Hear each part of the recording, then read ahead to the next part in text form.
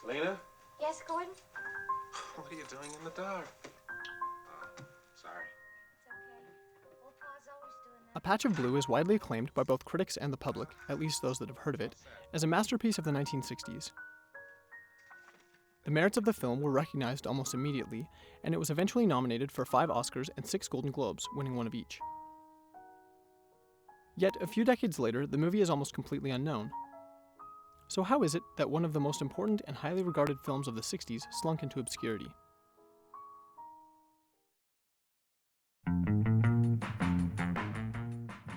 When the film was released, it became the target of a number of demonstrations in protest of the rising popularity of leading man Sidney Poitier, an African-American who had recently become the first black man to receive an Oscar. MGM had taken precautions to avoid controversy, including removing some scenes from reels headed for the American South, but reports of objection to the film, varying from the mundane to the surprisingly violent, soon found their way to the newspaper, including one instance involving a burning cross containing shotgun shells erected outside a Florida theater. But in spite of these isolated protests, the movie was generally received warmly throughout the US in a time of growing racial acceptance. Where protesters failed in their attempts to demonize the movie and its creators, what they did do was shift how moviegoers saw the film by drawing attention to the ethnic elements of the script, which was later praised as a triumph of racial understanding. And it's not that they were wrong to say so, but highlighting race, even in a positive way, was not the intention of the film, and it brought about undesired effects. By restricting an otherwise broad and beautifully universal message, the narrow perspective provided by critics of the day eventually caused the movie to fade into insignificance. When the civil rights movement left the public eye at the close of the 60s, many of the books and films associated with the movement were more or less discarded for having lost their relevance, and A Patch of Blue faded into a sort of cultural amnesia, remembered for its greatness by a smaller and smaller audience with each passing generation. The main line of action follows the blind Selena Darcy. At the beginning of the film, she is introduced in the dismal environment of her dark apartment, maintained by her sour and unforgiving mother and aging alcoholic grandfather. Initially depicted as docile and submissive, she eventually meets Gordon Ralph when he sees her struggling with a caterpillar down the back of her shirt. You seem to have a problem. Anything I can do? Gordon's part in the story might have ended after that first encounter, except that after returning to his office, he becomes struck with the idea of what it must be like to live such a disadvantaged life, and takes it upon himself to help Selena by teaching her how to be more independent.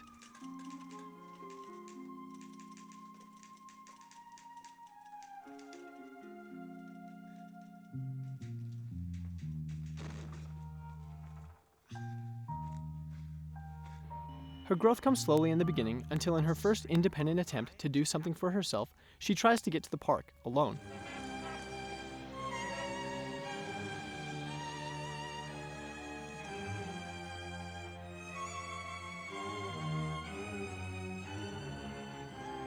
Watch it.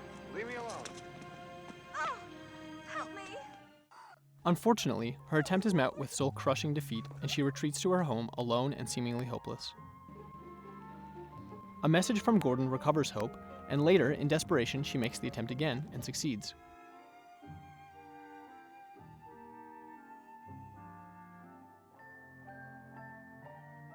In the closing minutes of the film, Gordon is surprised to learn that Selena knows that he's black. I know you're good and kind. I know you're colored.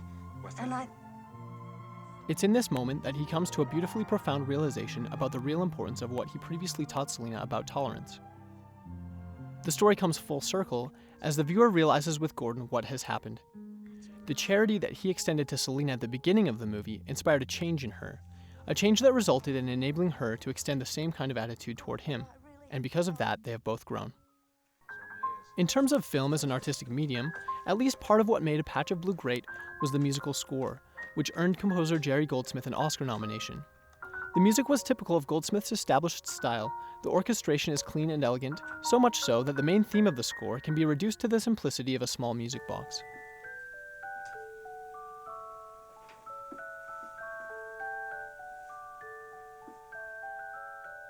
Would you like to take it with you? This results in an emotional and moving score that pivots heavily around a single central theme, like the movie itself.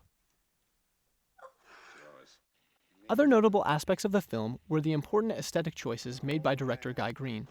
In what he describes as an effort to deglamorize the harsh and abusive circumstances depicted in the movie, Green made the decision to shoot the movie in black and white, which by 1965 was no longer the norm. As color film became increasingly common, black and white became a medium that developed connotations of nostalgia and anachronism. Later, films like Celebrity, Pleasantville, and American History X all take advantage of this to highlight important aspects of their themes. In spite of the director's conscious choice to shoot in black and white, a colorized version of the film was later broadcast on television, but was never made available for purchase by the public. How about that? The message that we're left to consider is best summarized by the director himself.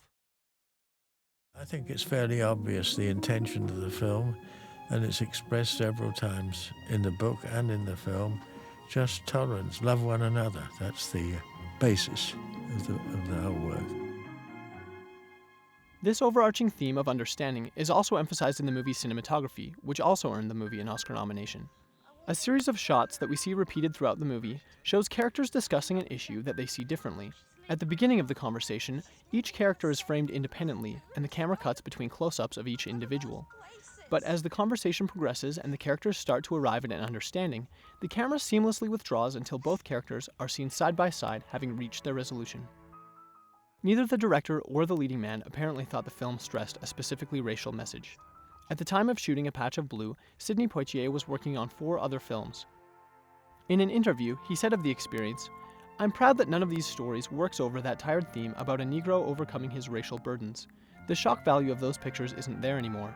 This picture is a contemporary drama about a man who befriends a blind girl. In all the roles I play a man first. The fact that I'm a Negro does not overshadow the characterization." To virtually all that have seen it, A Patch of Blue is an instant classic, praised for its advocacy of a universal ideal of tolerance and respect. The importance of this simple theme is mirrored in the austere yet elegant score, and highlighted by intelligent blocking design and the director's choice to use black and white film. While many viewers and critics mistakenly identify the theme as specifically racial, director Guy Green and leading actor Sidney Poitier apparently intended a vision of the film that is much broader, one that transcends ethnicity, class, and demographic struggles, and applies to the entire human family, truly a classic fit for the 21st century.